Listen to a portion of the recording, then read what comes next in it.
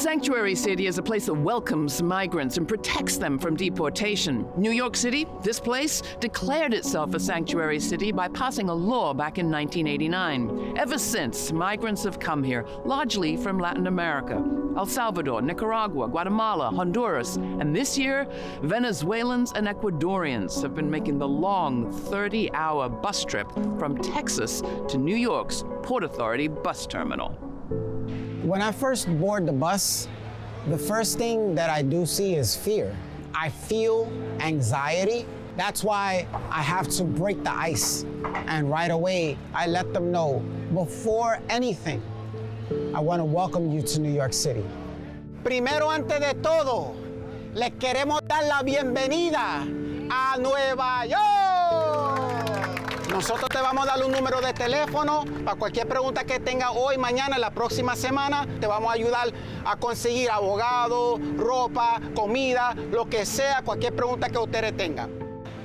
A lot of them come with stories of being separated from their families, and that fear and anxiety. I want to be able to be that little glimpse of hope and represent New York City in that way, because I also know that they're going to be faced with a lot of rejection and pushback.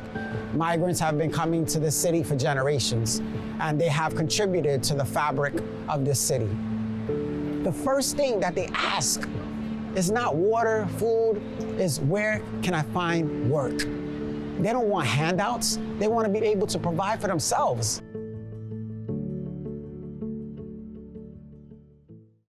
As of the end of October, over 100,000 migrants have come to New York City in 2023. Of them, some 15,000 are unaccompanied minors, teens and kids who crossed the border alone.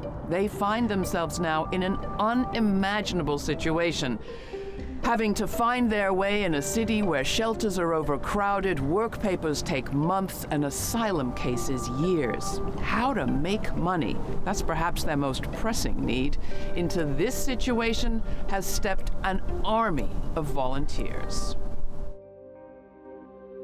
Unaccompanied minors and immigrant children who are working, whether they're accompanied or not, are particularly vulnerable. There's sort of vulnerability on top of vulnerability. If you think about it, immigrants are often at higher risk for a range of reasons. They don't speak the language, they may not know their rights, they may not know what kinds of agencies to go to or where they can get help. At a storefront law office in the Bushwick neighborhood of Brooklyn, an Irish priest and lawyer, Father James Kelly, has been representing immigrants since 1980. The people that we're getting, right, you know, are all working class families. They're decent people. They're not coming from jails or anything like that. We're not getting those people, right? So we're dealing with the ordinary working class people, and we can help them. And I'm aware of the problems that the immigrants have. Because I'm an immigrant myself, right? We should welcome everybody. You know, in other words, we need the help. We need the immigrants, okay? Angela Fernandez is executive director of Safe Passage, an organization of 40 immigration lawyers and others from New York City law firms who work pro bono. We provide free legal representation to unaccompanied minors. The majority of these young people are coming from the Northern Triangle in Central America. The statistics show that when a young person is facing the immigration courts alone, their chances of being able to stay in the United States is about 13 to 17%.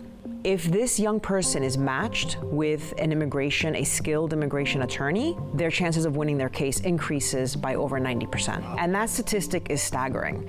What it also communicates is that the majority of these young people have a right to stay, but without an attorney, they're not able to exercise that right.